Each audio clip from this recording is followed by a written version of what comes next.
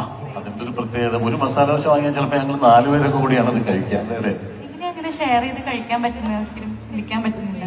അതാണ് ഫ്രണ്ട്ഷിപ്പ് എന്ന് പറയുന്നത്. നിങ്ങളും അങ്ങനെയൊക്കെ ഷെയർ ചെയ്ത് പലതും ചെയ്യുന്ന ആളുകളാണ്. ഞങ്ങളും അങ്ങനെയൊക്കെ ചെയ്തിരുന്നു. ഒരു കാപ്പി മേടിച്ച് ചിലപ്പോൾ 2 പേരോട് കഴിക്കും, അല്ലെങ്കിൽ ഒരു മസാല ദോശ 4 പേരോട് കഴിക്കുകയൊക്കെ ചെയ്തിരുന്നു. കോഫി ഹൗസിലെ മസാല ദോശയ്ക്ക് ഒരു പ്രത്യേകത ഉണ്ട്. അതില് മസാല ദോശയ്ക്കല്ല, എല്ലാത്തിലും അവര് ബീറ്റ്റൂട്ടിലും അതിനൊരു അങ്ങനെ ഒരു ചൊല്ലുണ്ട്. പ്രണയമോ ഒക്കെ കമ്പൈൻ ചെയ്തൊരു ചൊല്ലുണ്ടല്ലോ ശ്രദ്ധിക്കുക ആണുങ്ങളെ. അത് എം കൃഷ്ണനാഥൻ സാർ പണ്ട് പറഞ്ഞതാണ്. ആണുങ്ങളൊക്കെ ഇന്ത്യൻ കോഫി ഹൗസിലെ മസാല ദോശയും കട്ട്ലറ്റും പോലെ എന്തെടുത്താലും ബീട്രൂട്ട് ഉണ്ടാവുന്ന പറഞ്ഞ പോലെ എല്ലാ ആണുങ്ങളിലും ഒരു പ്രണയം ഉണ്ടാവുന്നതാണ് പറയുന്നത്.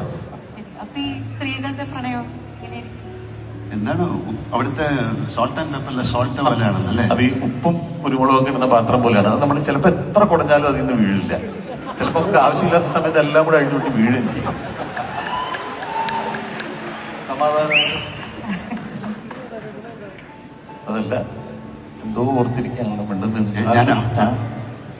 ഇല്ലില്ല, അതിനെ കുറിച്ച് പറഞ്ഞപ്പോ ഒരുപാട് ഓർമ്മകളിലേക്ക് പോയി. ഓഫീസിലെ ഓർമ്മകളിലേക്ക് പോയി. അതൊരു പാട്ടിലൂടെ ആയിക്കോട്ടെ. പാട്ടിലൂടെയാ? പാടാം.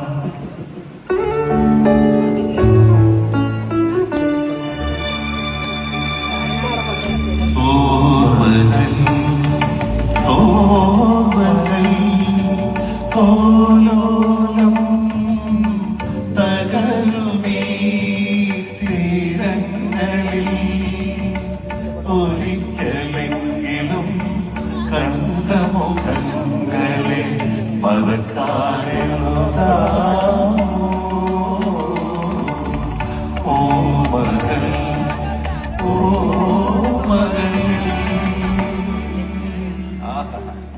ഇയാളെ മനസ്സിലായില്ലേ?